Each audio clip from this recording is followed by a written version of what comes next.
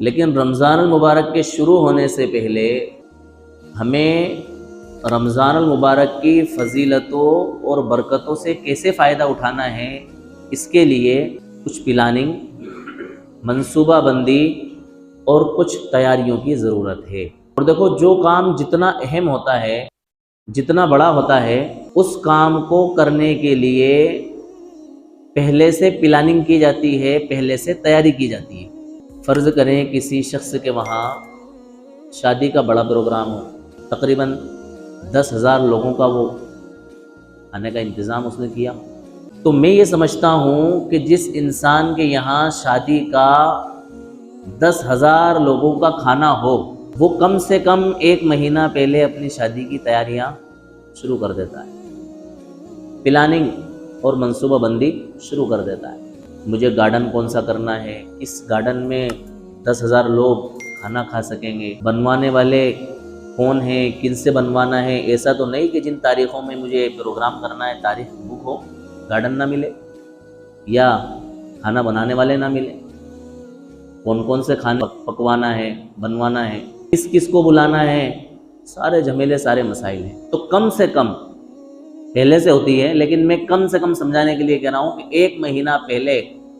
اس programme کو کرنے کی تیاریاں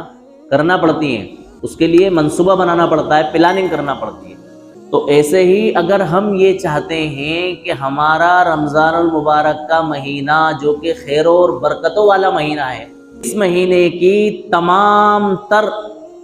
خیر اور بھلائیاں اور برکات ہم حاصل کر لیں، کوئی لمحہ، کوئی گھڑی، کوئی خیر کا موقع ہمارے ہاتھ سے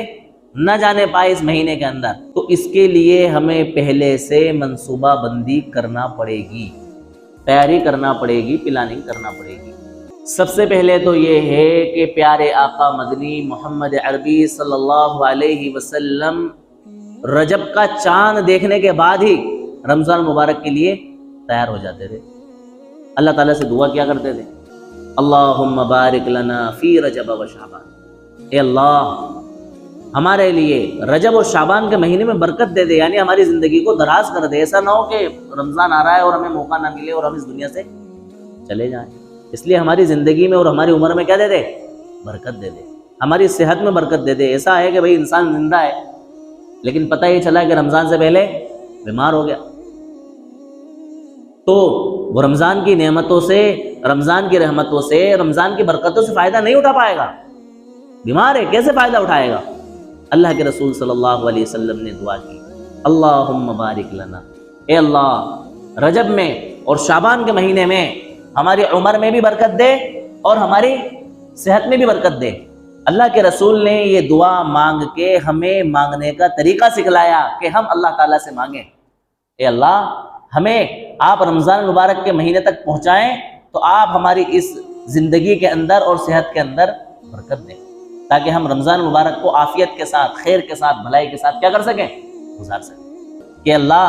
ہمیں نیکیوں کے موقع فراہم کر دے، اللہ گناہوں سے ہماری حفاظت فرما لے، اے اللہ ہمارے بدن کو، ہماری صحت کو اس قابل بنا دے کہ ہم رمضان المبارک کو محنت اور مجاہدے کے ساتھ گزار سکیں۔ اللہ تعالیٰ سے مانگیں، سب سے پہلی منصوبہ بندی کیا کریں؟ ہم اللہ سے مانگیں کہ اللہ مجھے نہیں پتا ہے میری زندگی میں کتنے دن باقی ہیں، مجھے نہیں پتا ہے، اور زندگی کے اور دنیا کے جو حالات ہمارے سامنے ہیں وہ حالات ہمیں بتاتے ہیں کہ موت کا کچھ بھی عطا پتا نہیں ہے، کون کب اس دنیا سے کس حالت میں کب چلا جائے کچھ نہیں کہہ سکتے، اس کا اندازہ لگایا ہی نہیں جا سکتا کب چلا جائے انسان۔ اس لیے انسان اللہ تعالیٰ سے مانگے کہ اللہ میرے فلاں رشتہ دار پچھلے رمضان میں موجود تھے، میرے فلاں دوست پچھلے رمضان میں موجود تھے، میرے فلاں ملنے والے فلاں رمضان میں موجود تھے، میرے محلے میں رہنے والے فلاں صاحب پچھلے رمضان میں موجود تھے، اس رمضان میں موجود نہیں ہے۔ اللہ اب یہ رمضان نزدیک آ گیا ہے، قریب آ گیا ہے، ایسا نہ ہو کہ مجھے یہ رمضان کی نعمت نہ ملے، بلکہ آپ مجھے بھی اپنے فضل و کرم سے اس رمضان مبارک کے مہینے کی سعادتوں سے اور اس کی مبارک گھڑیوں سے فائدہ اٹھانے کی توفیق عطا فرما دیجئے، اور میری زندگی کو میرے لیے دراز فرما دیجئے، میری صحت میں برکت عطا فرما دیجئے۔